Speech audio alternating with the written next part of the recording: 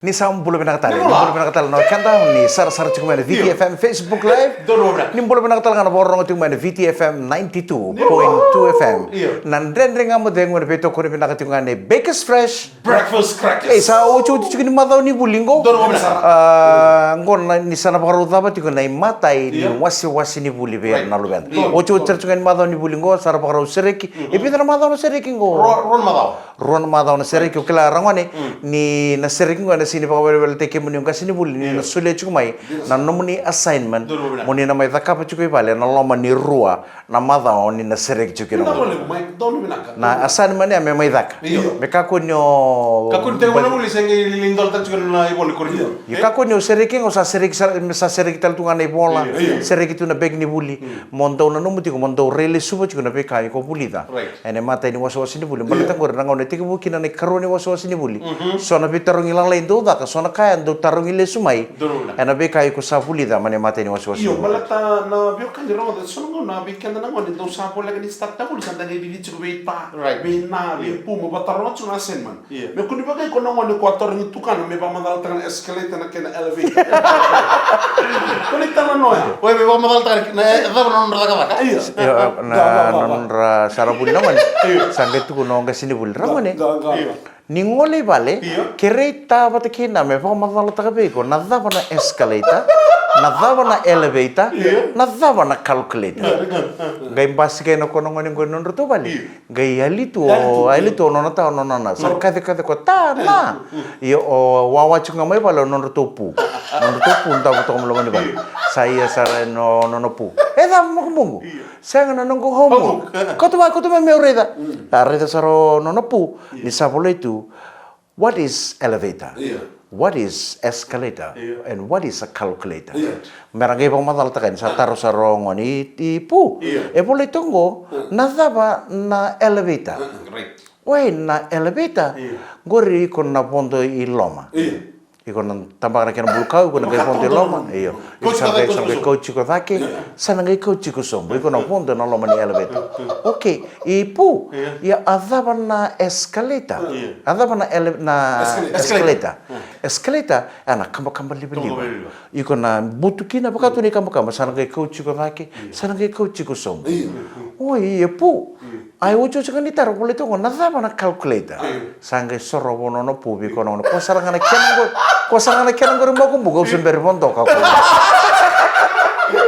kan masa ngi kila ya. Lah kau mau bontok kayak pu. Saya nak calculator saya kawan anggo. Ya nabi mana dulu cuci bikin ni nama ni buli. Kita ni takkan ni nama rotek tu nama mesin ni pakai tangi, serba ni pakai tangi. Satu kan go matanda. Bukan ini binakatal juga biar na lubenta na madau telanga ko nang gitu. Gitu ni Shop and Save Super Rugby. Right. Rauna talindikin na tim ni Swire Shipping Fijian Roa. Ken na tim ni Hurricanes. And rara level na HFC Bank Stadium in Suba. And Singapore Roa sarambeka ngango. Kauno ni singa ni Bolome ni Sivina Roa. Berarti cuma terlagi nomor tu puna. Kalau nggak tuh boleh buku ni sarap kita juga na. Iya. Tapi sartungan Pak Nyerara. Pak Nyerara. Sarap biar nandong gitu orang lebu. Soalnya tiket itu tunggu rimbu. Udah gay cek mantan Ministry of Youth. Ya nabi kan ya, baksan tak cuma nunggu sargit cuma nomor risau di. Lo tau? Bikin berdoa kamu.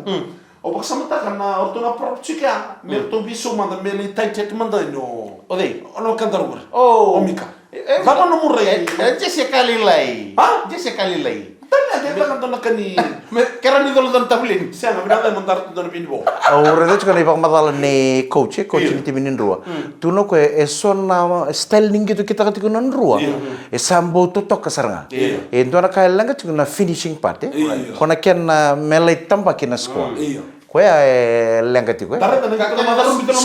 Sona mu bertu kita juga non ruas sambo kacera. Ya nak kena lay pakai parisan. Aku cakap itu 5 minit aja, bulu tak kememu deh.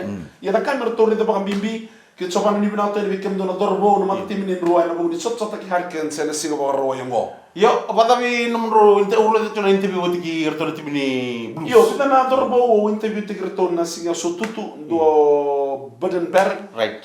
Lewat ya Clark Max. Maru tak orto na kau ni. Maru. Kan o ber. Sangai Dona gitu tabu. Nothing more to say. Nothing more to say. Aku serang. Obice kan? Obice.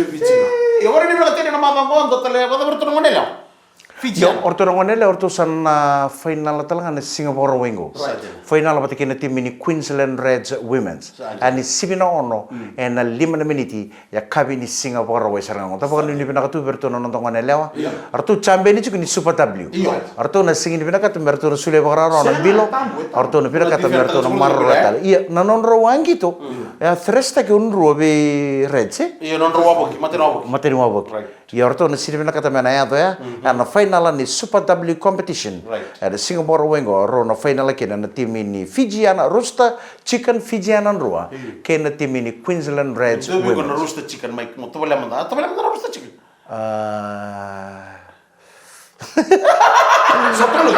Satu belut.